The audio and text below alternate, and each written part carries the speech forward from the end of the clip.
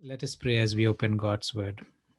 Gracious Father, as we open your word, open our hearts in Jesus' name. Amen.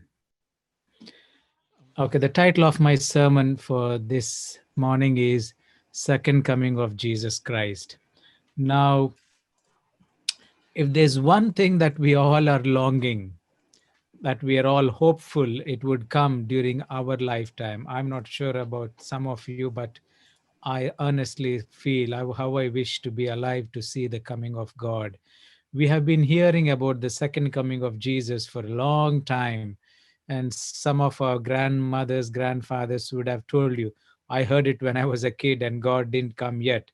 Um, One thing is so certain, there's not one promise in the Bible that failed. You can take any promise that God made, everything came to pass. The thing is, it did not come to pass the time we expected, the way we expected, but it did happen.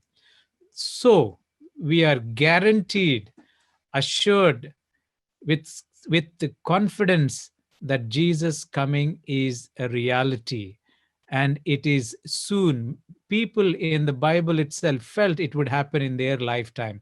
In fact, Paul felt, we who are alive, look at his words, we who are alive shall be caught up together, which indicates that he expected that Jesus would come during his time. That's why he said, we who are alive. So, in two ways to look at it, the coming of Christ, when it comes to time frame, is only within the span of life you have. Once we die, that's it. We don't know. Whenever it comes, I'm not aware of it, it would happen, but I must live in the hope that it will happen during my time, my lifetime, and I wait in my lifetime, not thinking that, oh, it's somewhere in the future and take life for granted. It will happen. It will definitely happen because no promise of God have failed so far. And this is the hope for which we have been living, for which we have been faithful to God, and God will come soon. But before Christ comes, there are some great deceptions that would take place. Fortunately or unfortunately, it will happen within the church, and also it is going to happen outside the church. Some of the things that Jesus himself said was, there will be false preachers. You will hear all sorts of messages, gospel. I want us to be really careful what you hear. There are some messages that are so soothing, that are so appealing, that really try to catch your attention, but find out if they really have the truth. If they really have the truth, we are so much, some of us are hooked to so many preachers because we like them. You can watch whatever you want, but with a matured mind, please judge everything. Don't believe everything, because when Jesus disciples asked him, tell us what are the signs of your coming, one of the first signs that Jesus said was about these false Christs and false teachers and false prophets that would come and deceive many. And who do they deceive? Bible says, if possible, they will deceive the very elect. God's chosen people will be deceived. So before Christ comes, these will be very rampant, very we must be careful. There will be false churches, not only false preachers, false churches will pop up trying to display that they are following the will of God and doing the will of God, but whereas they are there to do the work of the Satan and snatch away the people of God and lead them into all sorts of false teachings. And of course, the next one is false teachings. This is so prevalent even during the time of Apostle Paul. Many people within the church from outside started believing teachers that are so strange and foreign to the gospel message that they preached. Paul have to tell them, even if angels from heaven were to come and teach you other things than what we taught, don't believe, he said. If that was so prevalent and important during the time of Apostle, imagine how important it is right now for us to be so sober and level headed to see what is false being taught, what is the truth that is being taught. It's not what convinces you, it's not what pleases you, it's not what touches your heart that is important, but what the truth is. Many a times, truth is unpleasant. Many a times, truth is hurtful. Many a times, truth is very piercing. But that is the reality. Truth hurts, but truth is the only way healing also comes. So we must be careful not to take in what we like and reject that which we don't like because it's being too straight or too whatever you feel it. So be aware that before Christ comes, false teachings will increase, and also false prophets. This is so much happening around the world, especially in African countries. Every week a new church pops up, a new prophet pops up saying that God said, God asked me to do this. It has become such a very big business in so many ways. And at the same time, there are people who claim to be prophets, and they claim that God has sent them. But the greatest of all deception just before Christ comes is false Christs appear. And among this is the greatest of the most greatest deception is Satan appearing like Jesus Christ. If you read 2 Corinthians chapter 11 verse 14, it says the devil appears as an angel of light. The picture that we have about the devil is black and dark and long teeth and scary eyes, two horns and two black wings and long nails, all sorts of pictures we have. But the reality of the devil, the reality of Satan is not like that. The Bible portrays him as the most beautiful creation. In fact, it says the devil appears like an angel of light with all glory and beauty and whatever you could think of. Now, Satan personifies Christ. Just before Jesus Christ could come, Satan will personify Jesus Christ. Look at Thessalonians 2 9 and 9 to 12. The coming of the lawless one is according to the working of Satan, with all power, signs, and lying wonders, and with all unrighteous deception among those who perish, because they did not receive the love of the truth, that they might be saved. And for this reason, God will send them strong delusions that they should believe a lie, that they all may be condemned who did not believe the truth, but had pleasure in unrighteousness. Look at how Satan personifies how he comes with all power, with signs and lying wonders. And not only that, Revelation 16:14 says, for they are the spirits of demons, performing signs which go out to the kings of the earth and of the whole world to gather them to the battle of the great day of God Almighty. You can see in both the texts, he doesn't just come normally, he comes with wonder and signs and wonders. Look at Revelation 13:13. He performs great signs so that he even makes fire come down from heaven on the earth in the sight of men. Imagine the power of Lucifer, power of Satan to deceive men. Imagine he comes like this, he does all these things. If you're not grounded on the truth, you would surely believe this is Jesus. The devil will use scriptures, even like how he quoted when he deceived Jesus, he was trying to deceive Jesus Christ. So we must be careful, not that all that you hear from the Bible, from the mouth of some people, is not the truth. Satan himself is going to use the scriptures to defend his own position and personify Jesus Christ. And as I said, the devil is not like the ones we see in the pictures.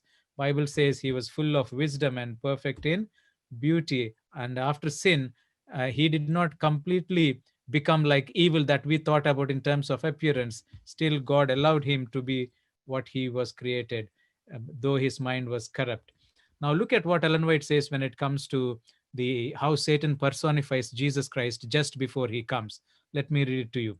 As the crowning act in the great drama of deception, Satan himself will personate Christ. The church has long professed to look to the Savior's advent as the consummation of her hopes. Now, the great deceiver will make it appear that Christ has come. In different parts of the earth, get that one. He appears where? In different parts of the earth. Satan will manifest himself among men just as a majestic being of dazzling brightness, resembling the description of the Son of God given by John in the Revelation chapter 1. You know, Revelation chapter 1 talks about Jesus walking among the candlesticks. You remember? So Ellen White says, Satan, just before Jesus Christ could come, he will appear in different places to different people, just like how Jesus looks. And how? Like he resembles the description of the description in Revelation chapter 1 of John. The glory that surrounds him is unsurpassed by anything that mortal eyes have yet to behold. In other words, none of us have so far have seen a person with so much glory surrounding him. So naturally, we tend to think it is Christ. So that's what it says. None of us, the glory surrounds him is unsurpassed by anything that mortal eyes have yet beheld. The shout of triumph rings up upon the air. Christ has come. Christ has come. Imagine you see such a majestic being, so bright and glorious. Description fits that of Revelation chapter 1. And there is a cries around, triumphant Christ saying, Christ has come. Christ has come. What will be our thoughts then? She continues to say, the people prostrate themselves in adoration before him while he lifts up his hands. Imagine, people fall down to worship him. And when they do that, what does he do? He lifts up his hands and pronounces a blessing upon them as Christ blessed his disciples when he was upon the earth. In other words, he just copies like how Jesus did what he did. Look at his voice. Ellen White says, his voice is soft and subdued, yet full of melody. The way even he speaks is so soothing, so melodious, so calm, so gentle. In gentle, compassionate tones, he presents some of the same gracious heavenly truths which the Savior uttered. In other words, exactly the same gracious words and messages that Jesus taught, he is going to say. He is going to copy his appearance. He's going to copy his voice. He's going to copy his miracles. He's going to copy his compassionate nature. Imagine. He heals the disease of the people. Look at how far he can go. He heals the disease of the people. And then in his assumed character of Christ, he claims to have changed the Sabbath to Sunday and commands all to hallow the day which he has blessed. In other words, as he does all these things, he would open up his mouth and say, I was the one who changed the Sabbath to Sunday when I died on the cross and gave you the Easter. How come you people still do not believe in me? Imagine you see him in that glory. You see him with that melodious voice, with that humility, with that compassion, with that kind of a tone of Jesus, with the description of Jesus, with healing power, and with that soft voice saying you, he is the one who did it. If you're not grounded in the truth, there's no way we could overcome the deception. That's why it says people fall prostrate themselves in adoration of him. But the question is, how to identify that he is not the Christ? When he fits the description, when he speaks like him, when he talks like him, when he does miracles like him, when he resembles like him, when he does everything, how then is to identify if he is not the Christ or not? Ellen White says, Satan is not permitted to counterfeit the manner of Christ's coming. Inasmuch as he counterfeits in so many ways, there's one thing that God will not allow the devil to do is what? Permit the manner and how he comes. So that is a key to understand so that we won't get deceived. What does that mean? When Jesus died and rose again, and Jesus calls his disciples, and then the angels tell him, why are you scaring looking? Then he tell how to identify Jesus return. The angels tell them, the same Jesus that you saw, see, go up, he will come again in the same manner. And then they see Jesus being lifted up, and then they had that hope someday soon he's going to come back. As the clouds take him up, they believe he's come back. So God gave us in the scriptures clearly how he's going to come so that we don't fall into the deception of the Satan. Three things I want to highlight today. When Christ comes the second time, Christ remains in the air. He will not come on the earth. We believe Christ will come and on the Mount of Olives. That is not during the second coming. That is at the third coming when we come with the city of New Jerusalem. That is the third coming where this earth will become our eternal permanent home. But at the second coming, what happens? Look at what 1 Thessalonians 4:16-17 says. For the Lord himself will descend from heaven with a shout, with the voice of an archangel, and with the trump of God, and the dead in Christ will rise first. Then we who are alive, look at Paul's assurance. He thought he's going to see the kingdom of God during his lifetime. Therefore, he says, then we who are alive and remain shall be caught up together with them in the clouds to meet the Lord in the air. What did he say? Christ would come, but he would remain in the midair. And what happens then? We will be caught up to him, to join with him, and to go with him to heaven. So one of the identifying marks between the counterfeit of devil and God will be this, that when you see Satan comes to earth, walks among people, does miracles among people, no matter how much he fits into the description of Jesus, remember that is not Christ. That's why Jesus first foremost sign in Matthew 24 is beware, false Christs will come. He didn't say just false prophets. He said false Christs will come deceiving many. They will do miracles in my name, he said. But when Jesus Christ comes, he will not come down to this earth, put his foot on the ground, but he will stand in the mid-air, and we who are alive will be caught up to meet him there, and then from there he will take us to heaven.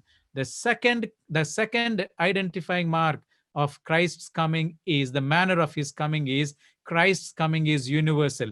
We read in Ellen White's comment a little while ago that when Satan appears, he will appear in different places at different times with different people. That means today he may apply here in England or in London. Tomorrow he may be in India. Day after tomorrow may be Jamaica. I'm not sure, but his appearance is not universal. But when it comes to Christ, he is universal. Look at what Matthew 24 to 27 says. For false Christs and false prophets will arise and show great signs and wonders to deceive, if possible, who? Even the very elect. See, I have told you beforehand. Therefore, if they say to you, look, he is in the desert, do not go out. Or look, he is in the inner rooms, do not believe it. Can you see that one? Jesus clearly told us, if they say, oh, Christ has come to London, he is meeting in that place, what is that square? In the place in central London, Trafalgar Square. Let's all go see him. No. What does Jesus clearly say? If they say to you, look, he is in the desert, do not go out. Look, he is in the inner rooms, do not believe it. Then what does Jesus say? Look at verse 27. For as the lightning comes from the east and flashes to the west, so also will this coming of the Son of Man be. Which means when Christ comes the second time, the whole universe will see him. You may be in the night time, while others may be in the daytime. While one part of the earth is night, the other part of the world is day. Jesus is not sun, where you can only see, some people can see and some don't see. The glory of Jesus, the coming of Jesus is universal. Everybody will get to see. He says it's like the lightning when it comes, like how everybody can see. So the second is what? It's a universal coming, not just in one place or to one particular area. The third way to remember or identify Jesus from counterfeit Satan is the coming of Jesus will be a glorious return. So, like where we read in Thessalonians, he will be accompanied by trumpet sound and thousands of angels. It is not a silent rapture that how so many people believe. Would it be safe to go to see a false Christ even though you knew he was not Christ? What do you think? No, do not be deceived, because Jesus said, if they tell you, come, he is in this room, or come, he is in this place, the clear instruction from Jesus is what? Do not go. Don't even be tempted. Well, I won't believe. Let me just go see how he looks, whether he fits into the description or not. Do not go, because we do not know how the devil can deceive us. So the clear instruction from Jesus is, when you hear, do not go. Now, when it is time for Christ to come, God the Father would say to his son, son, go get my children. Then Jesus, he removes his priestly garments, puts on his heavenly garment, puts on a crown, because he's the King of Kings, and he's ready to come to take his people home. How does he come? He comes with his angels. Revelation 1:7, 14 and 14 says, he comes with clouds surrounding him. If you read, what are these clouds? The clouds are accompanied to be chariots. Cloud is like a chariot. Psalms 104 verse 3 speaks of clouds being the chariots that God is going to use to come down. Psalm 68:17 talks of these clouds are nothing but the angels. When human beings look at them, they look like clouds, because how many angels accompany? The scripture also says thousands and thousands of angels. Imagine a human being just drew this picture. It's just an imagination. When you observe this picture carefully, it looks so majestic. Jesus in the midst, and all the angels surrounded with trumpet sound, with joy and gladness, emptying the heaven to come down to take his people. Imagine, just imagining itself is so appealing. Look at the when it really happens, when thousands of angels from heaven accompany Jesus coming in the clouds of heaven, accompanied by millions and millions of angels, with the whole heaven singing the praises of his name. And he comes down to this earth to take his people home. So when he comes and stands in the midair, what does he do? How many people will see? The scripture says, every eye shall see him. How many? Every eye shall see him. Everyone who are living will see him. There will be joy and gladness in the face of those people who have been long waiting for. For them, the coming of Jesus is not a terror. It is not something to be scared of. It is the most joyful day of their life and their experiences. They see with so much of gratitude and joy, waiting for that Savior to come. And Jesus and his angels, as they descend, people are waiting in response to their faith for God to come. And then, as we said, Jesus coming is not secret. That's another thing I want us to know, because Bible clearly says Jesus compared his coming to lightning, and Psalms 50 says that he, God, will not keep silent, and it shall be tempestuous round about him. There will be, and then Jeremiah says, the Lord shall roar from on high, he shall mightily roar, he shall give a shout, the noise shall come even to the ends of the earth. I want you to picture the scene. When Christ comes, it's not a secret rapture where he comes and then he just snatches people away and nobody knows. That's not what we believe. Unfortunately, most of the Christendom believes that. But we believe he comes in all his glory, with roaring, with trumpet sound, with a shout of an archangel. The whole earth will be shaken up. Every eye shall see him. That will be the glorious scene of Jesus coming. And look at, as I said again, Thessalonians, a trumpet blast, a voice, and a shout. So when he comes, what happens? The first thing that happens is God, Jesus will raise the dead from the grave. Who will raise? There are two types of dead people in the grave when Jesus Christ comes. One is the wicked dead, the other is the righteous dead. So what happens? In the first resurrection, only the righteous dead will rise. All those who are dead before Christ coming and they are wicked people, they will not come back to life. Only the righteous dead will rise. They will be given life, and they will be raised to life. And as Paul said, they will be caught up to meet the Lord in the air. Imagine the glorious, look at this picture itself. Everywhere graves are open. God's faithful people from different ages, from different countries, they will come to life. Some people buried, some people cremated, some people eaten up by animals, some people were thrown in the sea. It doesn't matter whether your bones are found or not. It doesn't matter if there is any remains of your mortal body or not. Christ can bring you back to life. However, nothing, no place on earth can hold you when Christ says, come forth. What a glorious day that would be, that every child of God from the time of Adam would have the life eternal who died in the Lord. That's why Bible says, blessed are they that die in the Lord. So they will come back to life. And as I said, families will be risen if they're buried together and they remained in faith. And angels will aid children and give them back to their parents. There is reunion of loved ones wherever it may be. You may be buried in different places. Don't worry. The angels of God will bring you together. We will identify each other. There is rejoicing as we come together on this glorious day of Christ's coming. And what does the scripture say? They will be raised incorruptible. What happens when Christ comes? You may have been died of cancer, maybe died of COVID-19, or died of any kind of deformities. But when you come out of the grave, God, you are not going to come out with all those deformities again. It says you will be raised incorruptible and immortal and caught up into the clouds to meet the Lord in the air. They will be changed from corruptible to incorruptible, from mortal to immortal, and caught up to meet the Lord in the air. So what kind of bodies we will have when we get up? Many people believe we will be spirits. we are not going to have human bodies. We will be spirits. That like, because God is what? Bible says God is a spirit. So we will be like him. But do you know what? What does the Bible say?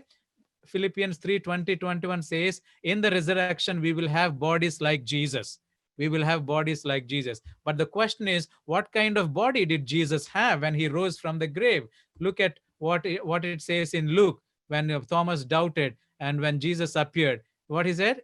Jesus said, I'm flesh and bones. I'm like one of you. And when he told to Thomas, come, feel myself, put your hand into my side and feel myself. I want you to know that when Jesus took humanity, he did not take humanity for 33 and a half years. He took it for eternity to identify himself with you and me for eternity. When we get to heaven, Jesus has both godly and human form in himself. When he rose from the grave, he retained his humanity. He did not completely shun it away. That's why when we get to heaven, we get to see the pierce, the signs in his hands, on his side, in his legs, the marks that Ellen White says, the only marks that remain to remind ourselves of the earth is the marks on Jesus' arms and legs and side of what he has done for it. Those will remain for eternity. So what kind of bodies we will have? We will have the bodies like that of Jesus, flesh and bones. What about the wicked people? When there is joy and gladness in the righteous people, when the graves are open of the righteous people, they are gladly lifted up to meet the Lord in the air. And we who are alive also will be caught up who are righteous. What happens to the living wicked people? They cannot see the glory. They cannot see his brightness. They try to hide. They will run to the mountains and to the rocks, and they will ask, fall on us, kill us, because they can't even see his glory. And finally, they will be consumed by the brightness of his glory. While the wicked living die by the consummation of the glory of God, the righteous living, it's a glorious experience to meet the Lord in the rain. So what kind of a glory is manifested at the coming of Jesus Christ?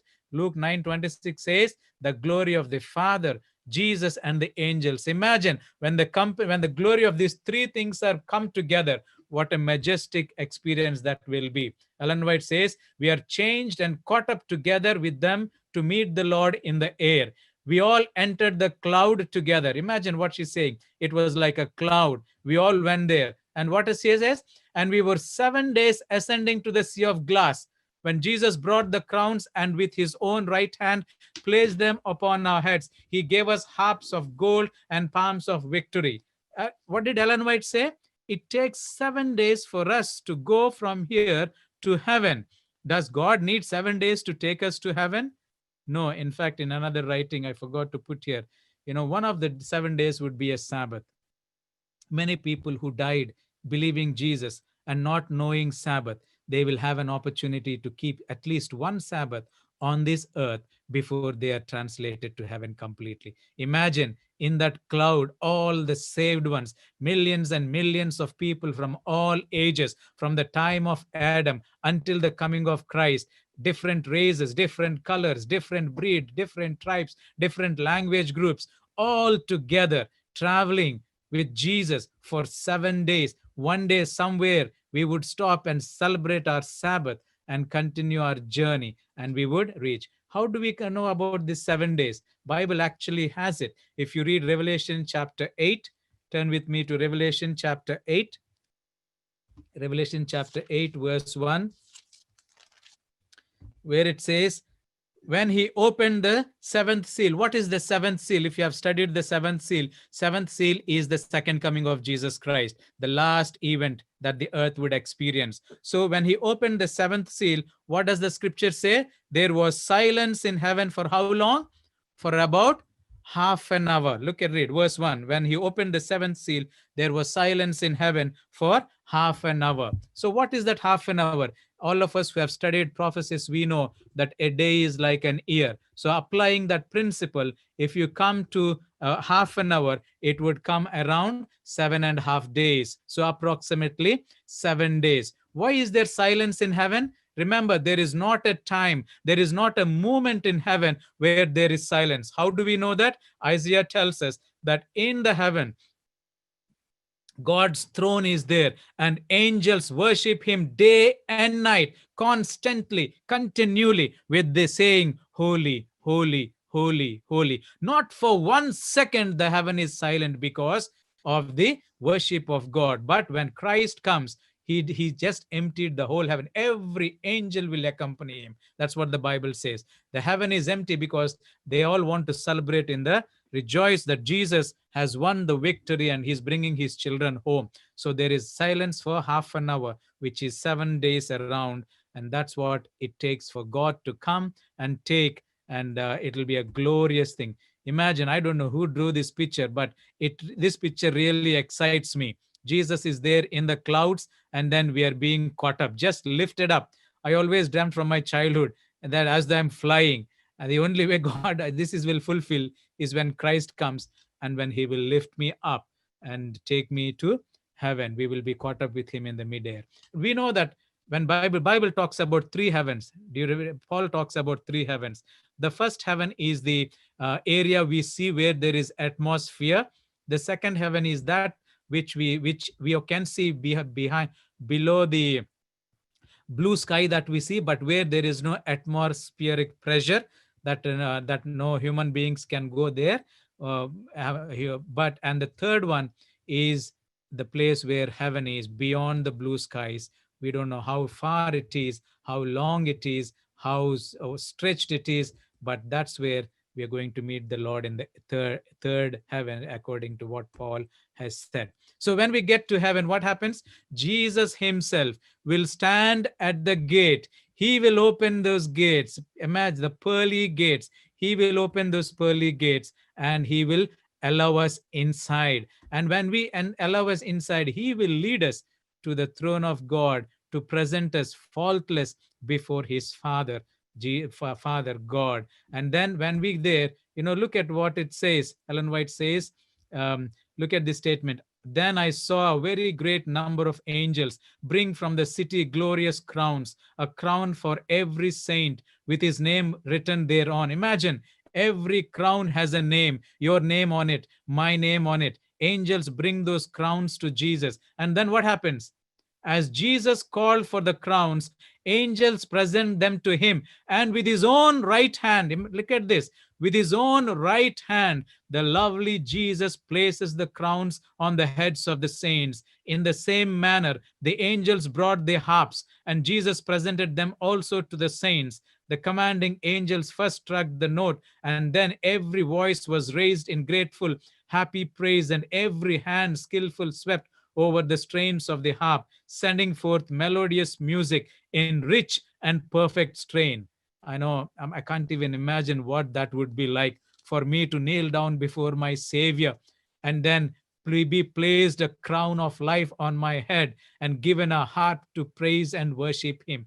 Every one of us will be given. What a glorious scene that would be. And then after he does that, as a symbol of that we have been saved from our sins to life eternal, he will take us to his Father who sits on the throne, and then he presents us to his Father as sinless, acceptable offering. Now unto him that is able to keep you from falling, present you faultless before the presence of his glory with exceeding joy. That's what it means. He's going to present us to his Father. In other words, Father, for these are the ones that I have redeemed by shedding my blood. These are the ones that have accepted my sacrifice, lived a life that is acceptable to me, followed me faithfully wherever I went. Now I present them to you. Won't it be your desire to be a part of that number? Won't it be your desire to be one of them, where you will be taken to the presence of the Father by his Son Jesus, your Savior, your Redeemer, your brother, and presented as faultless, not because of any good you have done, but because of his own righteousness and what he has done for you. How do I get that? How can I experience this glorious coming of Jesus and be a part of this experience? Is Revelation 2:10 says, be faithful unto death, and I will give you the crown of life. Be faithful unto death, and I will give you the crown of life. Dear church, it is my prayer, it is my desire that we will be a part of this glorious appearing of Jesus. We will also be a part of the resurrected righteous people. We who are alive will remain faithful to him, so that when he comes, we will be caught up to meet the Lord in the midair. And from there, life eternal is ours.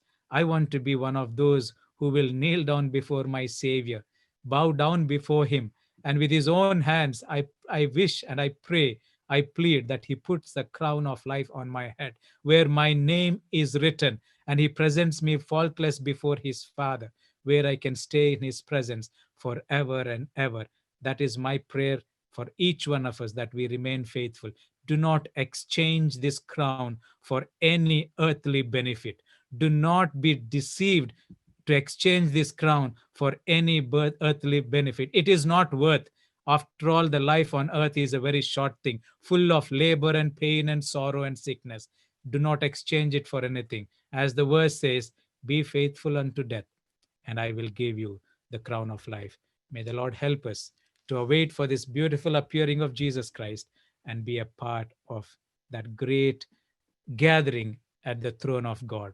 Next week, I will tell you about what happens our life in heaven from the throne of God. God bless each one of you. Let us pray.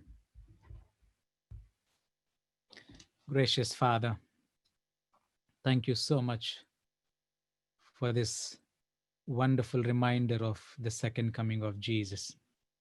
Lord, the devil will try all the tricks in his book to deceive. And the greatest deception that he will employ is to counterfeit your coming, personify. As Ellen White has said, and as your word have said, do not be deceived. Do not go here and there when people say Christ has come. Lord, give us the assurance and understanding what is expected. When you come, you are not putting your foot on this earth, you are in the midair.